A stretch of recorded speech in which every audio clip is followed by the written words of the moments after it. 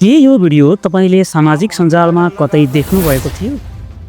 ये जंगल राज वाले सरकार में वापसी के लिए क्यों इतने बेचैन हैं?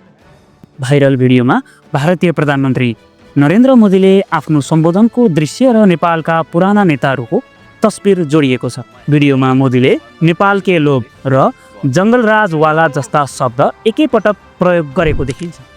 ये लोग ये जंगल राज वाले तर मोदीले नेपाली नेताहरूलाई जंगलराजवाला भनेको भन्ने आरोप तथ्यमा आधारित छैन। तथ्य जाँच र उपलब्ध तथ्यहरूले प्रस्तुत भिडियो एडिट गरेर तयार पारिएको भ्रामक सामग्री रहेको पाइयो। तथ्य जाँचका क्रममा फेला परेको भारतीय प्रधानमन्त्री मोदीको आधिकारिक युट्युब च्यानलमा रहेको 2025 नोभेम्बर 7 मा बिहारको भबुआमा भएको चुनावी र्यालीको लाइभ सम्बोधनमा उनले यस्ता शब्दहरू प्रयोग गरेको देखिन्छ। आप अंदाजा लगा सकते हैं कि ये जंगल राज वाले सरकार में वापसी के लिए तर उक्त सम्बोधन नेपाल वा नेपाली नेताहरूलाई लक्षित गरेर गरिएको होइन। 7 नोभेम्बर 2025 मा नरेन्द्र मोदी युट्युब च्यानलमा लाइभ गरिएको दृश्यलाई तोडमोड गरी सामाजिक सञ्जालमा फैलाइएको देखियो।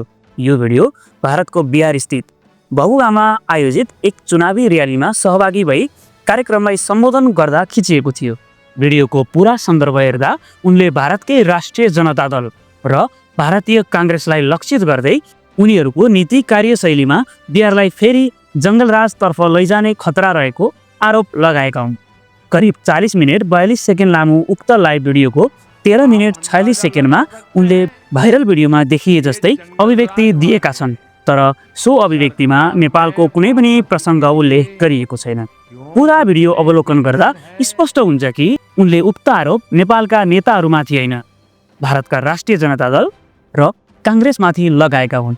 भाइरल भिडियोमा प्रधानमन्त्री मोदीको वास्तविक सम्बोधनसँग मिल्ने दृश्य प्रयोग गरेको भए पनि अडियोमा हेरफेर गरिएको छ। विशेष गरी मूल भिडियोमा नभएको नेपाल के लोक भन्ने शब्द जोडिएको छ।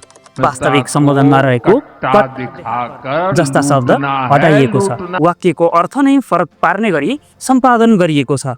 यसरी वास्तविक भारतीय आन्तरिक राजनीतिसँग सम्बन्धित भाषणलाई नेपाल र नेपाली नेताहरूसँग जोडेर गलत सन्दर्भमा प्रस्तुत गरिएको छ, जसले दर्शकलाई भ्रममा पार्ने उद्देश्य देखिन्छ।